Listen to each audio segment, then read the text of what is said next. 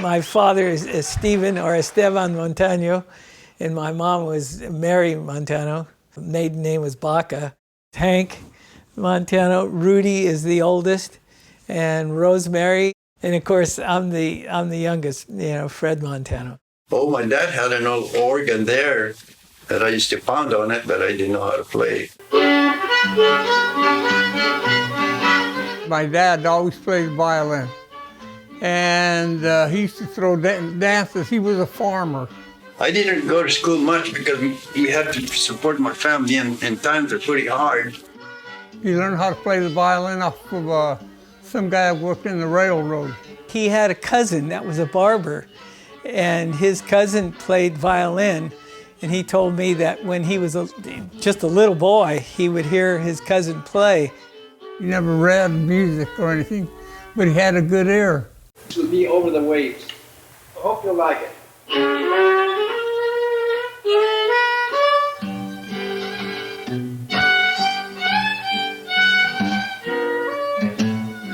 He would play at the drop of a hat. I mean, he brought his violin, and he'd just take it out. I loved to play. But I always had something to do. If I'm nothing, I get my violin and play.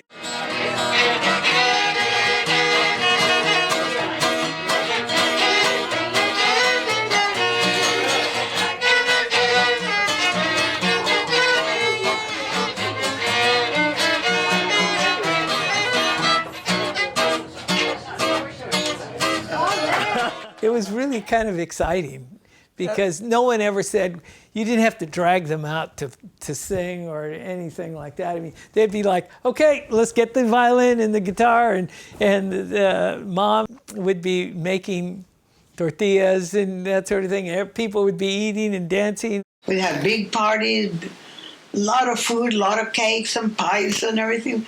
We had more parties than we've ever had.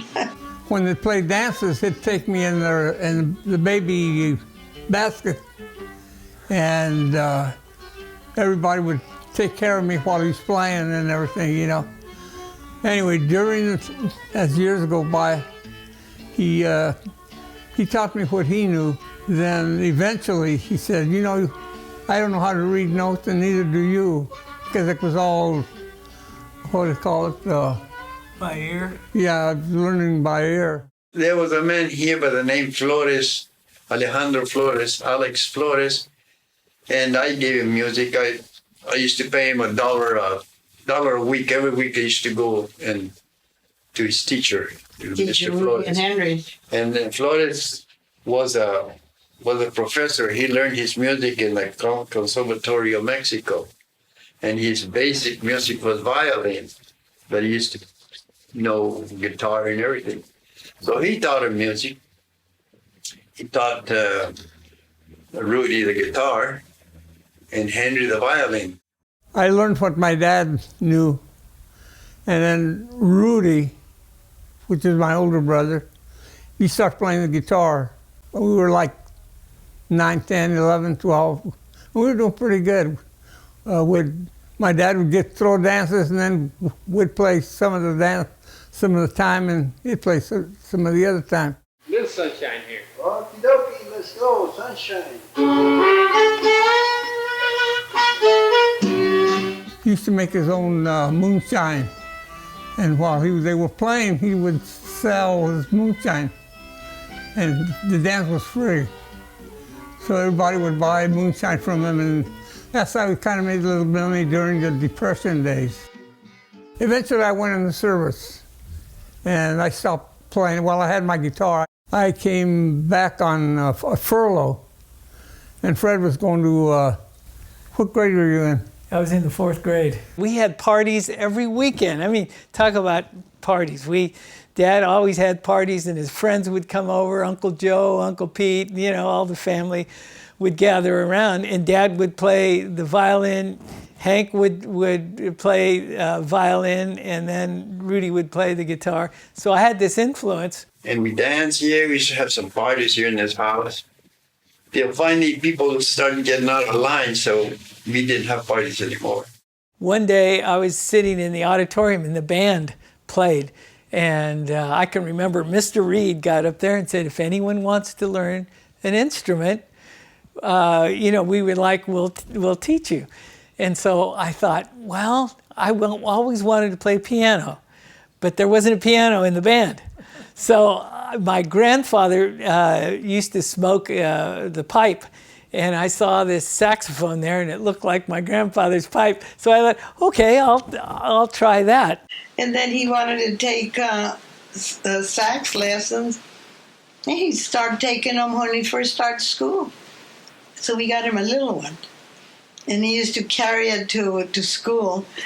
But his little legs would hurt, and he'd stop and put the box down and sit on it and rest a while. And then continue going to school.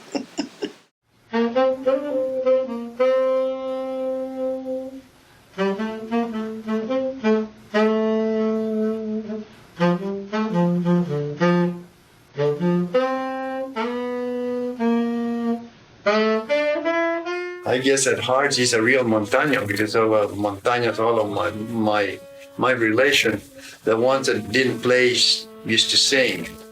All of them, they used to be very, very happy relation, very happy family.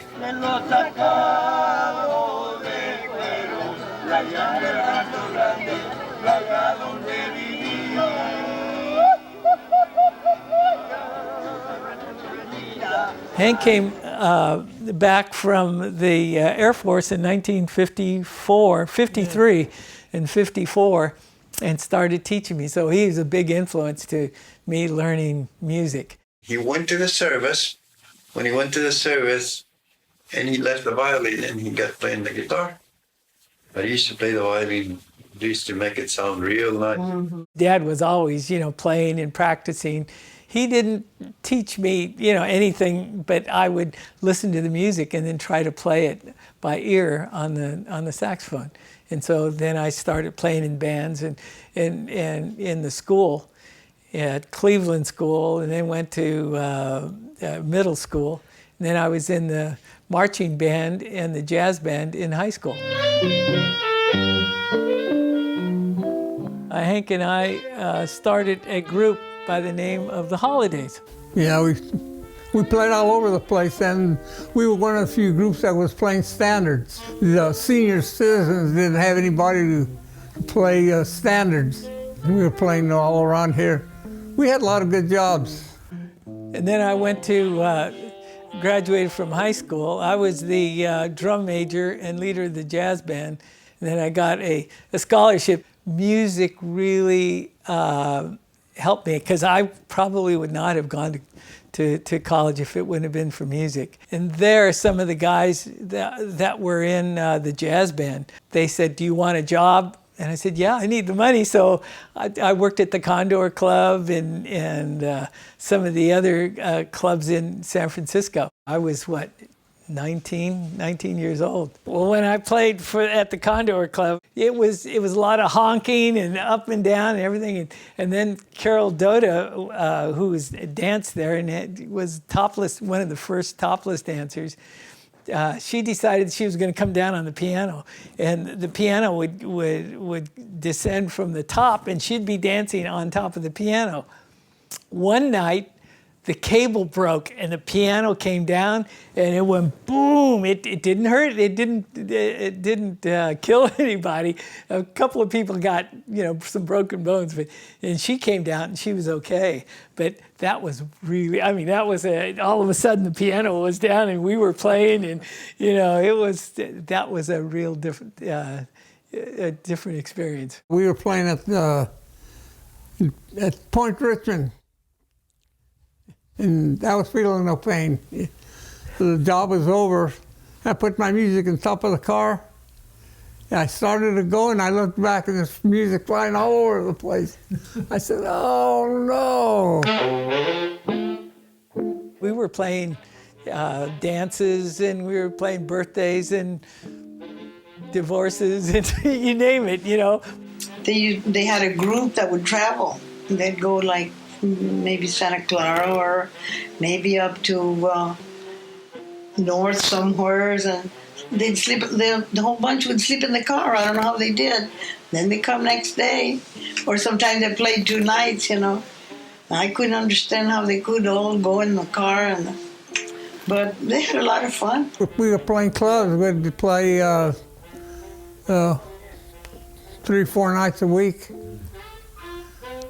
And I was working steady. I started working for the park department, Alameda Park Department.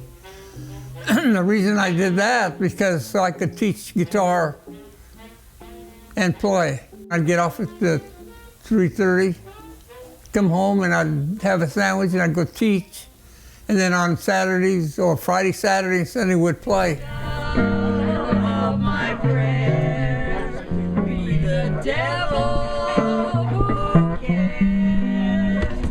Rosemary, she still sings, loves to dance. When we were in Pueblo and she was taking tap dancing, she was coming out pretty good. She was just about 10 years old or something like that. Hank and Rose played at the high school for the musical breakout, and they won the contest, but then they were disqualified because they said Hank was a professional, and they said that he couldn't do that. I decided not to continue on in the music studies. Actually, I got tired of coming home at 3 and 4 o'clock in the morning, and met some guys that were really good musicians, but they were really jerks. I decided that I would go into business or study business, and I went to Chico. But we were still playing. I mean, we were playing in the group, and it became so much more fun when I wasn't that serious with music, and it just became a hobby. Fred would come home. If he was off, we'd get him to play. I'd come home from Chico, and we played in this club on San Pablo. What was the name of that club? Sagigi Brothers owned it. Yeah. Anyway, we'd play there. We knew them because we played there all the time. I would get up on the bar, and I'd get up in the bar and play this sax like this, and it was so much fun. People would buy us drinks, and of course, the more drinks we had, the more I'd act up, and then I would start a tune and I'd get down on the floor, and everyone would follow me all around. We'd have a line going through the place, and I would be on the other end of the club, and they would be playing on stage, and we'd be answering each other. It was a lot of fun. It was just a great time. We played the It Club. Yeah. That was a strip joint. That was kind of a lot of fun. Dad and Mom sponsored some dances, and we would play a lot of the Spanish, folk type tunes. Yeah, we'd play for what they call a Colorado group. Yeah. See, 'cause my dad and Mom came from Colorado. And when we moved over here, there was a whole bunch of people from Colorado that he knew. He throw dances for them.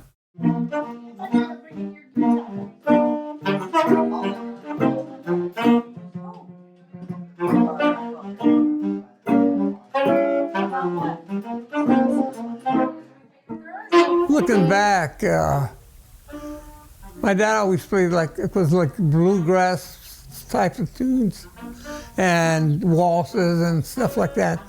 And I was never, and none of us, I don't think, were ever introduced to jazz or some like Duke Ellington tunes.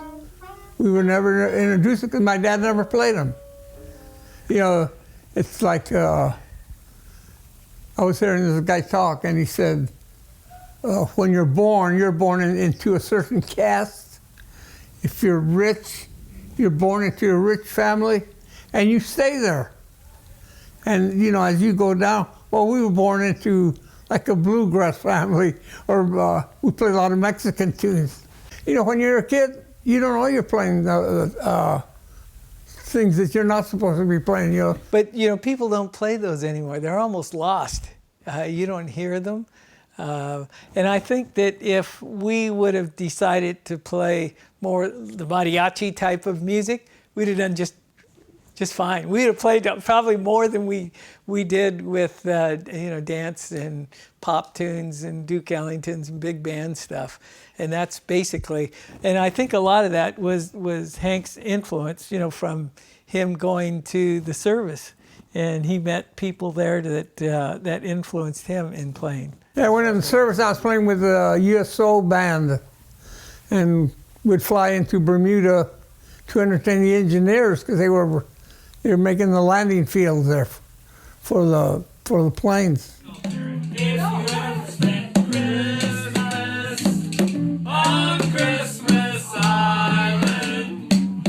But to bring it up to date, I went overseas and then came back. And when I came back to Oakland, we started playing together again.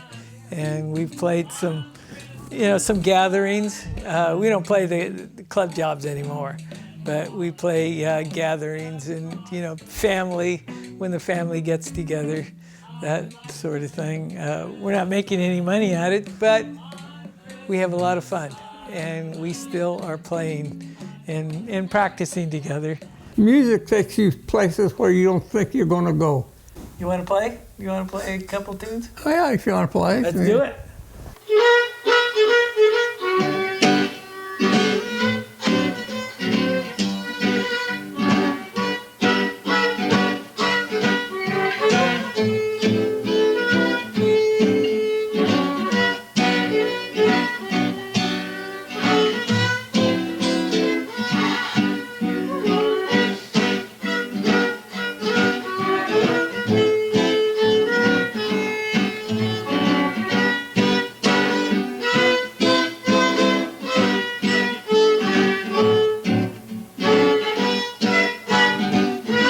Show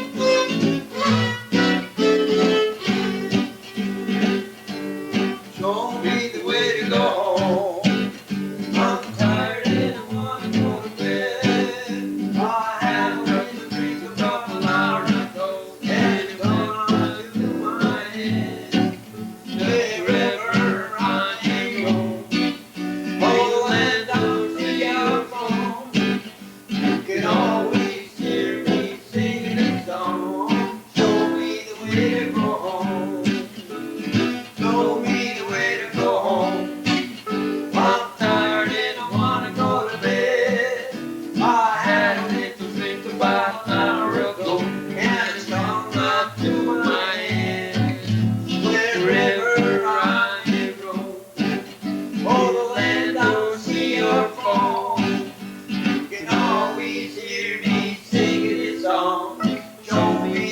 to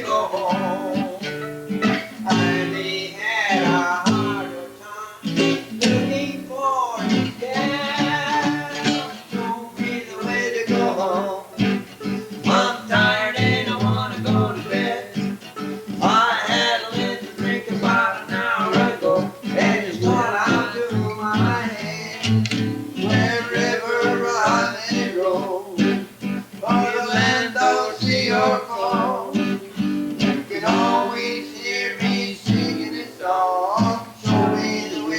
home.